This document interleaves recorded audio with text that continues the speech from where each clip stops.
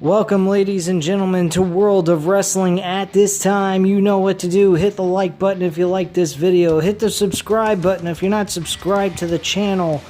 And, of course, you're missing out on some great wrestling reviews and overall insight on what is going on in the professional wrestling world, as well as UFC. I want to throw that in there because this coming Sunday, I will be doing a review. It might be coming out on Sunday or Monday night, where I'm going to do the review on UFC 252.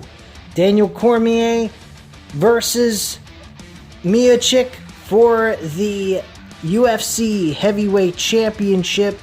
There are some other competition I'm interested in, but that is the major match on the entire card. Everything else seems to be average, below average.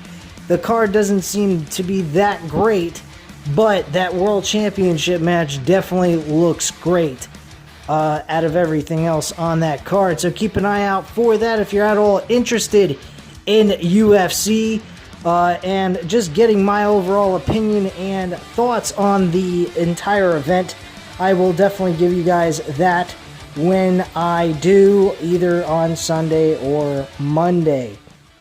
So, at this time, guys, let's get right into AEW Dynamite, August 12th, 2020. What was my thoughts on this show? Well, folks, I have to say this. Thank goodness the right person won in the main event against Chris Jericho and Orange Cassidy, of course.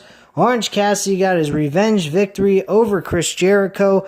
It was a very good match compared to the first match that they had. The ending was slightly off. I think they kind of botched a little bit in that spot in the ending. But overall, the match was very, very entertaining. I will give you guys my the ratings on the match from 1 to 5. 5 being the best, 1 being the worst, of course. And just going over some of the things, we also got to see Lance Archer again demolishing some random guys backstage in a locker room, which, by the way, I'd have to say he's doing more damage and creating more chaos than Retribution. And he's one guy. Just making a joke there on the WWE product, because at this point, this is a non-WWE channel. I really am not interested. I don't know if I'm going to put up an NXT review or not, because it all depends on how the show goes. I'm going to watch it right after this review tonight, and I may or may not put a review up on NXT. But bottom line, I'm very frustrated with the WWE product. I know everyone else is as well. They are really not trying to do anything to better the show.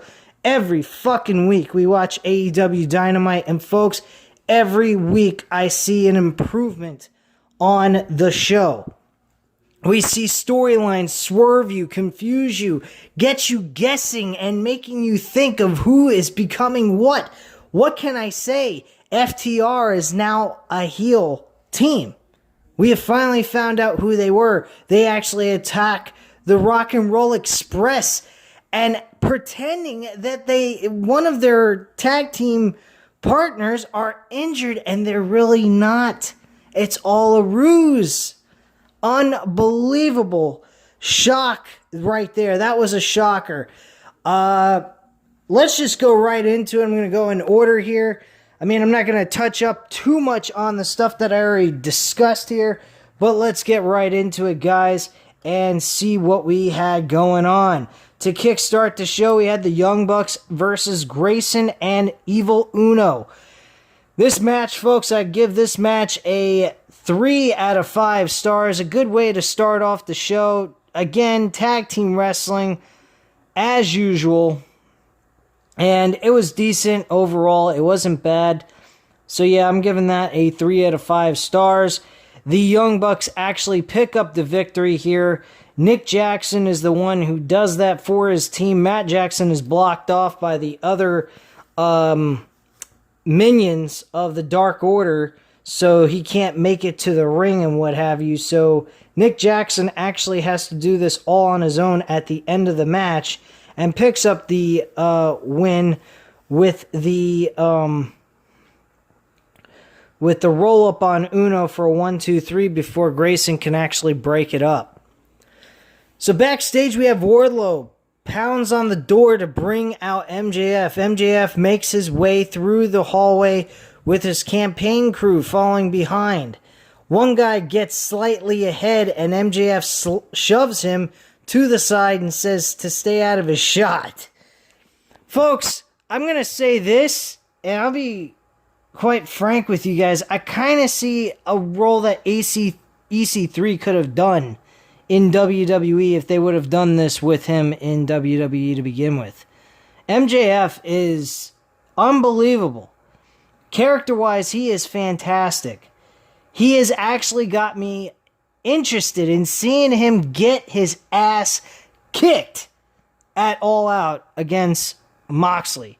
I hope Moxley retains the championship, knowing full well, though, he probably will not. MJF will win the championship. That is probably the direction they're going to go with. I'm certain they are trying to find new people to push and test the waters with them to see if they can do anything as World Heavyweight Champion. And with MJF being as a 7-0 record professional wrestler on their roster, I can see why they would be going with this. He's also a very young star. He would be breaking the record of all-time world champion in professional wrestling as well. The man is 23. The record in pro wrestling is 24 by Randy Orton. So he will be passing Randy Orton if he can get past Jon Moxley at All Out. So that will be an impressive record. I think that is another thing that they probably are pushing, the idea of Jon Moxley losing the title to MJF. And if that's the direction they go with and it's successful, then terrific. I think it's a ballsy thing they're going with, but at the same time, they've got to find out if there are some guys on this roster that are not WWE former wrestlers from that roster and see if they can actually use guys like Jungle Boy, Orange Cassidy, and other names that have not been shined in, been shown off in WWE before in any capacity. And I think MJF would be a good person to start with. He's got the charisma, he's got the personality. I absolutely love what he has to offer on the mic. Again, like I said, the man has not faced any credible opponents yet, but making him go up against Jon Moxley and you get him to pull off a unbelievable win against Moxley, I would have him go over clean. If I'm going to make MJF beat Jon Moxley, I'm going to have him go over clean. I'm not going to have him have him beat Jon Moxley in a screw bag finish. I wouldn't do that. I get him to look so good that he doesn't even have to beat Moxley in a dirty fashion. That's how I'd do it. So that's just my attitude on that, if they decide to go with that. Because there's still a strong chance that they could just keep the title on Moxley. That is a possibility. I mean, you don't have a crowd, so crowning him in front of an AEW roster portraying a crowd might not be the best idea either. So there's still a possibility to keep us guessing on who they're going to choose to have win this World Championship match. So I'm actually intrigued by it, even though I really want to see Moxley win. Anyway, MJF heads out to the ring, which now has a red carpet and a podium, with his campaign crew. MJF first goes to commentary, shakes hands with Taz and JR, but not Tony Schiavone. Surprising. In the ring, MJF goes to talk, notices Nina isn't smiling and tells her to smile. Nina shows off some polling numbers, and MJF is currently beating Moxley 500% to negative 1,000%. Very awkward numbers there, and quite a little bullshit. Anyway, MJF says he cares about the fans' well-being, and he mourns for their belief in their leader for Dictator John. MJF says Moxley would care about the people if he was here tonight. MJF says he will always be here though. He thinks Moxley isn't here because he's afraid of change and because of MJF. Well, that's a crock of shit, because right after that, MJF says he wants Moxley to feel comfortable enough to show up to his job. Oh, wow. That's kind of a shot at the old, hey, are you like feeling like how you were in WWE kind of shit. Thought that was kind of interesting. MJF then lays down on the mat and says, "Is this better, John? You in your comfort zone?" He continues that this company deserves quality leadership. Moxley might be a great wrestler, but he is no leader. He calls Moxley a rabid dog. He thinks it's time for Moxley to fork the keys over to someone who is better than him because everyone knows that we deserve better. Moxley's music then hits. MJF gets really nervous. He starts calling for his people that were there for the campaign and doing that promo. And all of a sudden, they think that MJF is going to come, or not MJF, Moxley is going to come from the crowd. Unfortunately, he was incorrect. He came through the entrance tunnel, went straight into the ring with MJF's back turn, grabbed him, and did the paradigm shift and nailed him directly on the top of his head. My own friend Matt thought that he broke his fucking neck. Me personally, I don't really care. As you guys may know, I'm a Jon Moxley fan. Fuck MJF. But hey, it's all fun and good when you're doing kayfabe here. Because that's pretty much what I'm doing with this whole entire matchup. I'm pretty certain they're going to go with MJF in this situation. But it would be kind of cool if they shock everyone that are expecting MJF to win and they keep the title on Moxley. So, but I'm going to be rooting for Jon Moxley all the way. And that's what's great about this show. I can go ahead, have feelings, and not like something, even though I know they're going to win, because that's how the storylines look like they're being projected.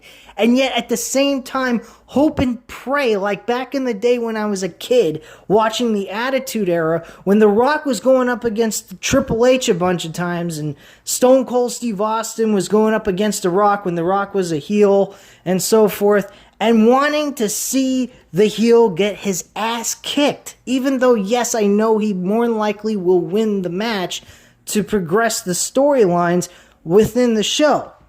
So, and quite frankly, I don't think it would harm them in any way, shape, or form if they go with MJF or Jon Moxley. That's the neat part about this. That's how I see it. I see personally that they're not going to do any harm in keeping the title on Moxley or, passing the title over to MJF. It's a win-win situation. And when you have something like that on a program, it leaves the people guessing on who could actually win. And it makes you want to pick your favorite to win the match and cheer them on as if you're watching a legit fucking match. Like it's real. That's the beauty of it. And that's what I like about this whole entire storyline. So I really am looking forward to it. I think it's going to be fun. So the next match on the card was Cody defending the TNT Championship against Scorpio Sky. I mentioned this last week. I said that Scorpio Sky could be a person they could pass the title to, but I was leaning more towards Cody in the situation, which case they did. I will mention a few things during this. One, the entrance with Scorpio Sky having the camera above him with the the flames and the pyro going off above him and actually having him stare up at the camera was a beautiful shot. Totally unique, different, never seen before on any wrestling promotion. I thought that was a very nice shot, and they did that with Jericho's entrance in the main event, which I thought was very neat. The AEW not world title, the AEW TNT Championship looks better. I would rather see more gold on it than silver, but at the same time, it is an improvement compared to what Brody Lee had in his hand after the match, which he challenged him for the real TNT Championship that was finished. But I will say that the TNT Championship is a lot better than what it was when they first introduced it to television, so I will give them credit for that. And again, like I said, oh yeah, one other thing, Michael Chioda, who used to be on WWE, apparently, like everyone else, was fed up of working for the old man Vince McMahon, decided to come to AEW and have a job with them. And I thought that was great. And they announced him as being the ring referee, and he did a fantastic job as usual. He never did a bad job being a referee in any matches whatsoever. Made it feel very realistic the way he acted in the ring. And these guys performed at a very high level. 3.5 out of 5 stars. Cody Rhodes retains the TNT Championship. Next match on the card here, or next segment from here. Oh yeah, I mentioned about Brody Lee. He challenges Cody for the TNT Championship on August 22nd, next Saturday. Next Saturday, August 22nd, which, folks, by the way, I'm going to mention here a brief little schedule on the reviews for that weekend. I am reviewing and discussing TNT. What am I doing here? The AEW Dynamite show for August 22nd, I am reviewing first. Fuck NXT TakeOver 30, because God knows it's going to be a one-sided beatdown for that World Championship. Karrion Kross is winning that championship from Keith Lee. I do not see Karrion Kross losing that match, and if they do, I really highly am considering not to even bother watching NXT anymore if that happens. So I highly doubt we're going to see that actually take place, so don't worry.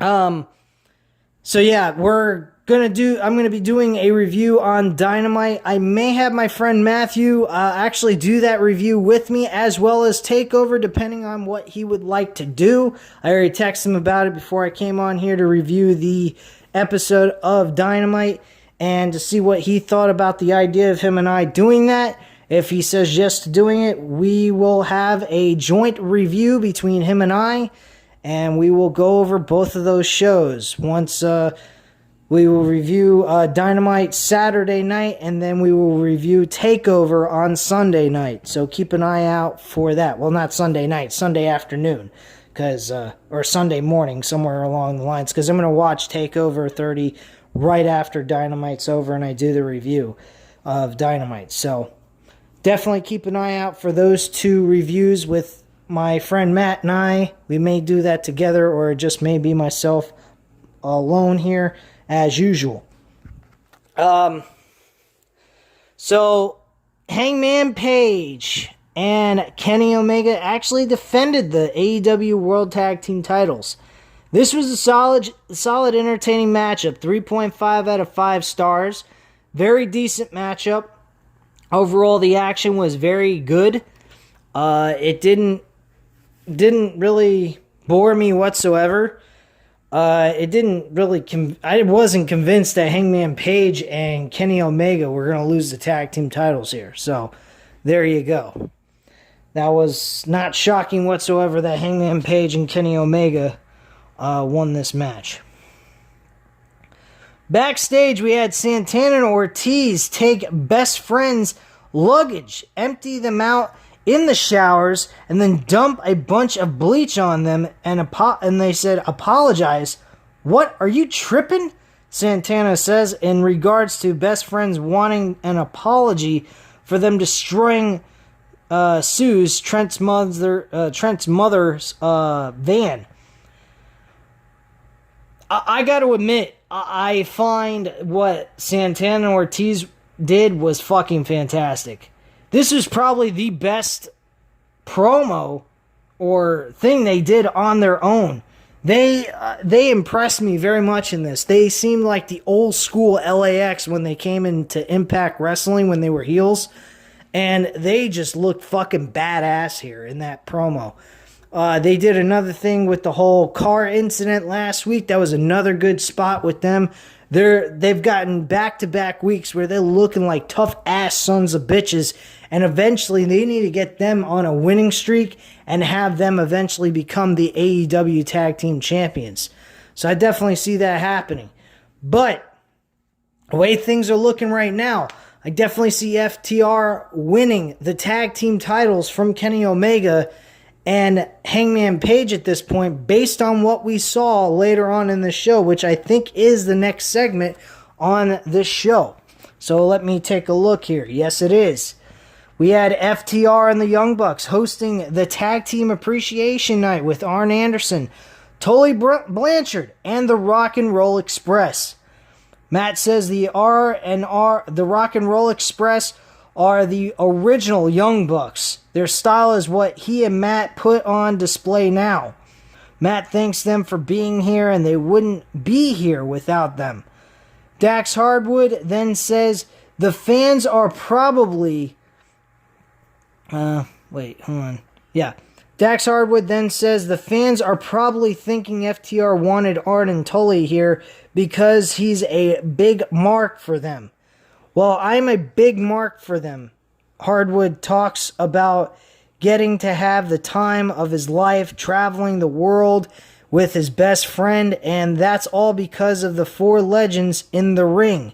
Dax says he has the life he has because of those four legends. And that's basically it. Ricky Morton on the mic talks about FTR having some amazing chemistry while the Young Bucks have done some amazing things in the ring and are the best team of their generation.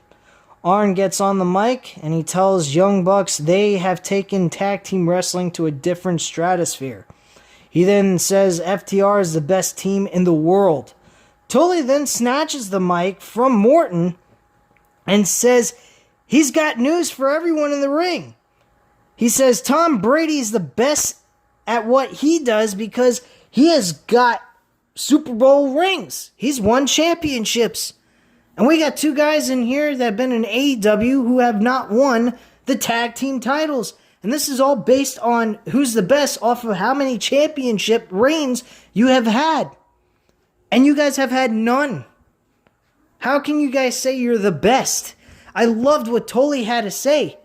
Tully Blanchard was amazing on this microphone. He then shoots over to Arn Anderson. He says, and you're wearing that freaking shirt with Cody Rhodes' logo on your shirt. And you're the same guy who got in the middle of my match with my guy, Shawn Spears, with Cody last year at All Out and fucked him over not winning a championship, but winning in a very big, important match, and you screwed him over. And he said, what's up with that? Arn Anderson responds and says, hey, look, I don't have to answer to you. I'm a grown man. I can do what I want. What I really wished is he would have said, Arn Anderson, it's very interesting how you're going ahead and teamed with a mortal enemy. When we were with the Four Horsemen, we were wanting to destroy Dusty Rhodes and anyone that's associated with him, and now you're part of that group. I wish that would have been said, but hey, the way it was put across, it was great. I really enjoyed it. I thought it was very solid and very entertaining shit.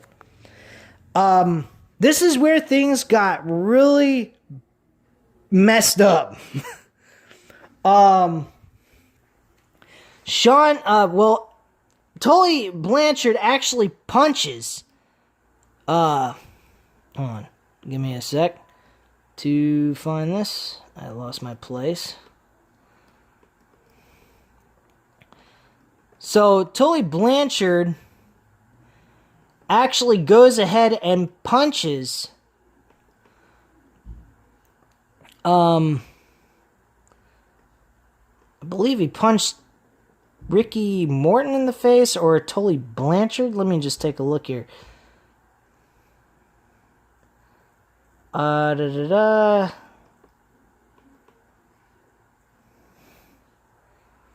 So, Sean Spears then, hold on.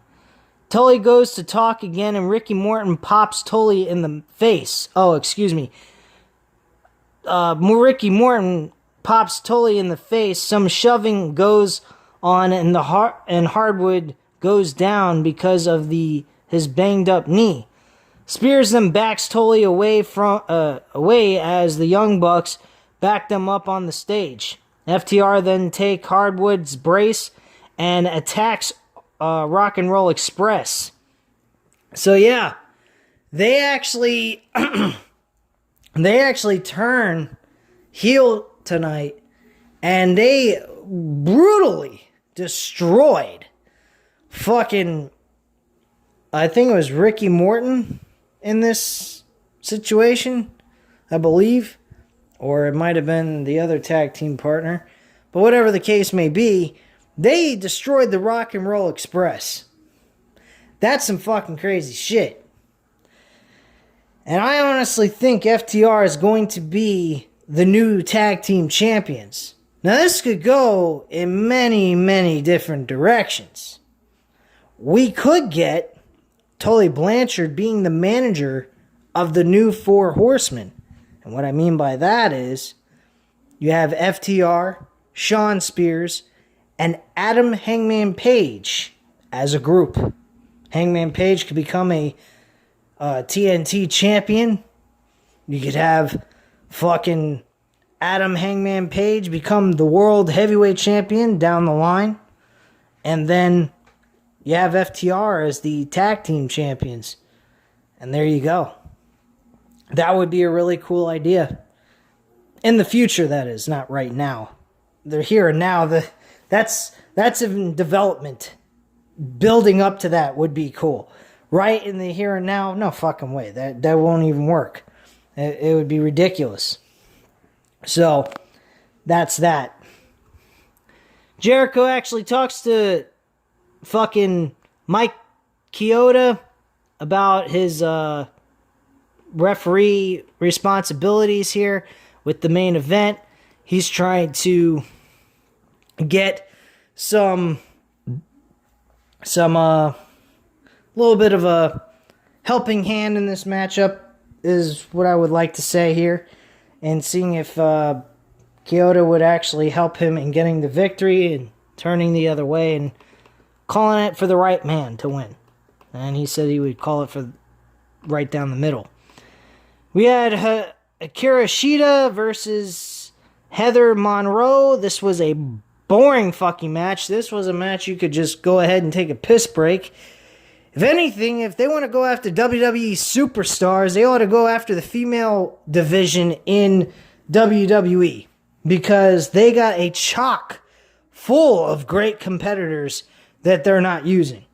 Amber Moon would definitely be one of my top picks in that fucking roster. She is not being used at all. Period. Who else? Tegan Knox would be great. Dakota Kai, if she decided to leave, which I don't see her doing that now at this point. She's on a championship run opportunity where she might capture the women's championship.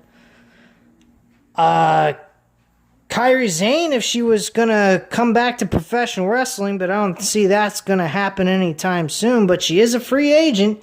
They could always talk to her in the future. That would be interesting to see and pretty entertaining to see. I think that would be pretty damn neat to see her on the roster. I mean, they do have a lot of Chinese female wrestlers, so that would definitely work in their favor. They're well known for that. But yeah, again, I'm gonna give that match, the women's match, a 1 out of 5 stars. It was not that great of a match. And then the main event with Chris Jericho against Orange Cassidy. Matchup was a doozy. I'm giving this match a 3.5 out of 5 stars. Nothing really stood out heavily like they were super mega matches, but they were definitely good matches. Entertaining matches for television 2-hour program. I thought it was pretty damn good. Jericho actually loses the match at the end. There's a bit of a botch, I think, from the way things looked. It looked like Orange Cassidy was trying to do a Russian leg sweep, and it just kind of formed into a rat trap pin, is what they called it. And he got the 1, 2, 3, and Cassidy won, and that was it. They had some outside interference with the Best Friends and the Santana Ortiz attacking each other up on the stage by the entrance tunnels. And then you had Jake Hager trying to interfere with a body slam type maneuver. And he goes ahead and tries to give Jericho an upper hand with the referee's back turned. Then Jericho kicks, low blows him with a back kick to the nuts. Referee was distracted, couldn't really see what was going on. He kind of was very close to the referee, Jericho was. And without the referee being able to see down below where his legs were, to see that he lifted up his leg to kick his opponent in the balls, he managed to do that, tried to get a win here. Unfortunately, that was not the case. Tried to do a spinning elbow to the head, a Judas effect, and unfortunately that did not work out in his favor. And like I said, he rolled him up in a rat trap pin and got the 1, 2, 3. There was some possum played into this matchup by Orange Cassidy. He was very exhausted in a spot in the matchup where he was slapping his chest constantly on Jericho, very light slaps across the chest, and he was just playing possum, pretending he was exhausted. When have we ever seen possum being portrayed in a match? That is a wrestling strategy that is so gone in wrestling these days. You don't hardly ever see that done in a professional wrestling match. There are so many things that old school wrestling used to have that is not used in these matches anymore. For example, someone goes ahead and these guys have been beating the hell out of each other, and right in the middle of the match they do a double clothesline and they lay there and the referee double counts them out possibly until one of them gets up on their feet. We don't see that anymore in wrestling. I wish some of these old school elements that were in wrestling matches come back. Playing possum was a beautiful thing. I absolutely loved it. It reminded me of the old days. AEW is so fucking awesome. And I hope someday they become as big as WWE has become, which they're going to slowly but surely go down into the dumps eventually, just like WCW did in 2000. And I honestly am looking forward to the progress of AEW. I hope they build new and fresh stars, as well as bring in some WWE stars that haven't been used and have great talent and could be main eventers possibly. So I hope that stuff continues to happen for AEW, because I want to see this company be number one. Fuck WWE. They've had their opportunities. They've given up on being number one because they don't want to be that. Vince McMahon is just juicing money out of the company, making as much money as he possibly can off of deals, and not worrying about trying to build new stars, building anything. This guy is going to be selling WWE off, and when he does, it's going to be like WCW, a worthless piece of shit product that probably whoever they sell it off to may not be even interested in bringing it back, building it back up, anything like that. There's a possibility that might happen, or they may just go ahead and build it back up and continue running it as it is and make it better, hopefully. But I doubt that'll even happen either. But anyway, guys, that is my overall aspect and feelings about this show. If you guys feel the same way, you know what to do. Hit the like button. Hit the subscribe button. If you're not subscribed to the channel, of course, even if you didn't agree with the things I had to say, leave a comment down below. Tell me what you thought was, what your opinions are or different from mine and what have you about the show. MJF, I know I'm in the minority about this. Everyone likes MJF. People want to see him win the world title, blah, blah, blah. That's fine. Leave a comment down below why you think he should win. Because honestly, I see him as a young pup. I see him as someone that will be a great champion in his later days in his career. But at this point, if he didn't win, I wouldn't care. But do I like the fact he's facing Jon Moxley? Do I see him bettering himself by going one-on-one with Jon Moxley? Absolutely. World champion? That's a possibility. He's more of a person you want to test the waters with and see how things go. And if he's bringing in ratings and people are interested in when he's on those segments, then yeah, keep him as champion, most definitely. So that's pretty much all I have to say at this time. Again, hit the like button if you like the video, subscribe if you're not subscribed to the channel, of course, and leave a comment down below, and you always know I'll get right back to you on that, and I thank you very much for your time, guys. Have a good night, and stay safe.